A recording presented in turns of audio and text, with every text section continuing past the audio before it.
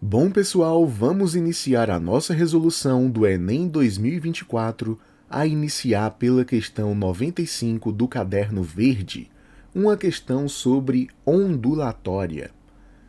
Em aeroportos, por razões de segurança, os passageiros devem ter suas bagagens de mão examinadas antes do embarque, passando-as em esteiras para sua inspeção por aparelhos de raios X. Nessas inspeções, os passageiros são orientados a retirar seus computadores portáteis, notebooks ou laptops, de malas, mochilas ou até mesmo bolsas, para passá-los isoladamente pela esteira. Que explicação física justifica esse procedimento? Pois bem, sabemos que as ondas eletromagnéticas são ondas que não necessitam de um meio material de propagação, portanto, conseguem viajar através do vácuo. E, a depender da sua frequência, nós podemos classificar essas ondas em 7 categorias. Eis aqui, portanto, para vocês o espectro eletromagnético, em que nós temos, da esquerda para a direita, em ordem crescente de frequência, as ondas de rádio, micro-ondas, infravermelho, luz visível, ultravioleta, os raios X e os raios gama. O que é importante de você entender para resolver essa questão é que a partir do finalzinho das ondas de ultravioleta até o final do espectro, contemplando os raios X e os raios gama, nós temos ondas chamadas de ionizantes. Essa palavra ionizante vem de ionizar, logicamente. E, quimicamente, a gente sabe que radiação ionizante é capaz de arrancar elétrons de um átomo, arrancar elétrons da eletrosfera desse átomo. O que é muito perigoso se a gente pensar na saúde humana, por exemplo. Pois, se arrancarmos elétrons de átomos de alguma região do nosso corpo, nós podemos formar radicais livres, que podem, inclusive, se ligar a muitas coisas, inclusive células cancerígenas, tumorais. É interessante lembrar também que quanto maior a frequência de uma onda, maior a energia que ela carrega. Portanto, o finalzinho da radiação ultravioleta consegue interagir com a nossa pele, nossa epiderme. E se a gente forma radicais livres ali através dessa interação, nós podemos ter um câncer de pele em decorrência da longa exposição de raios ultravioleta. Por isso a importância da gente utilizar protetor solar, para que essas ondas sejam refletidas por nossa pele, em vez de absorvidas. Agora, quando vamos para as ondas de raio-x, essas ondas têm uma energia maior. Elas atravessam a nossa pele, atravessam o músculo, atravessam boa parte da cartilagem, porém não conseguem atravessar os nossos ossos com tanta propriedade assim. É por isso que existe o exame de raio-x conforme você está vendo aqui na tela. Veja que interessante.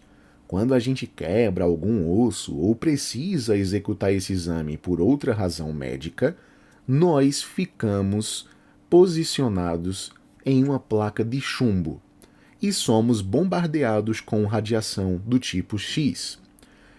Logicamente que, como a energia é muito grande, o raio-x acaba atravessando boa parte do nosso corpo, que são justamente essas regiões escuras da imagem de raio-x, Essas regiões escuras representam regiões em que o raio-x atravessou completamente e parou na placa de chumbo atrás do corpo dessa pessoa. Essa partezinha branca que nós interpretamos como osso é a parte que o raio-x não conseguiu atravessar. Ou ele foi absorvido, ou ele foi refletido de volta, ele não conseguiu atravessar essa região. E aí, a gente meio que projeta uma sombra desses ossos.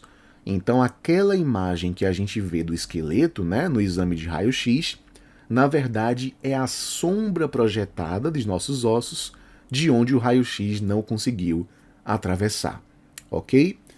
Então perceba que o raio-x não consegue atravessar muito bem materiais mais densos, né? Mantenha isso em mente. Só para a gente terminar aqui o espectro eletromagnético, se formos para os raios gama, a energia carregada é tão grande que a gente pode ter interação até mesmo com o nosso DNA, provocando mutações genéticas. É o que acontece em acidentes nucleares, né? Exemplo de Chernobyl, Fukushima, toda a população viva ali, né, ao redor dessas cidades, no momento dos acidentes nucleares históricos, acabam passando por processos ali de mutação de DNA, o que pode ser transmitido para novas gerações, ok? Mas vamos voltar aqui mantendo em mente a explicação que a gente acabou de socializar. Letra A. Os raios-x não interagem com os componentes metálicos do computador, o que impede a formação de imagens. Bom, componentes metálicos são mais densos, então o raio-x talvez não atravesse alguns desses componentes metálicos. Veja que isso representa uma interação, ou por absorção ou por reflexão. Se eles não interagissem com os componentes metálicos, eles passariam direto por eles, e isso não teria nenhum prejuízo para a verificação de segurança dos aeroportos. Então a letra A está falsa. Letra B. Os raios-x desmagnetizam o disco rígido do computador, quando refratados pelos componentes metálicos das bagagens de mão. Veja, você que fez o Enem não precisa necessariamente saber que os raios-x não desmagnetizam o disco rígido de um computador. Mas olha o que acontece depois da vírgula. Quando refratados, refratado, refração, esse é um fenômeno que faz referência à mudança de meio material. Mas veja que durante o enunciado nós não tivemos nenhuma referência à mudança de meio. Portanto, a gente poderia descartar a letra B também. Letra C, vamos em frente. Os raios-x aquecem os materiais metálicos encontrados em bagagens de mão, quando refletidos pelos componentes do computador. Meus queridos, à temperatura ambiente, as ondas de calor estão mais associadas ao infravermelho, tranquilo? E não às ondas de raio-x. Na verdade, todas as radiações aqui presentes são capazes de transformar uma parte da energia carregada em energia térmica, mas em temperaturas ambientes do dia a dia, a maioria se concentra no infravermelho. Então, mesmo que houvesse um aquecimento por raio-x, não seria um aquecimento considerável. Até porque, qual seria então a vantagem de utilizá-los nos aeroportos, né? Se eles esquentam os materiais assim, ok?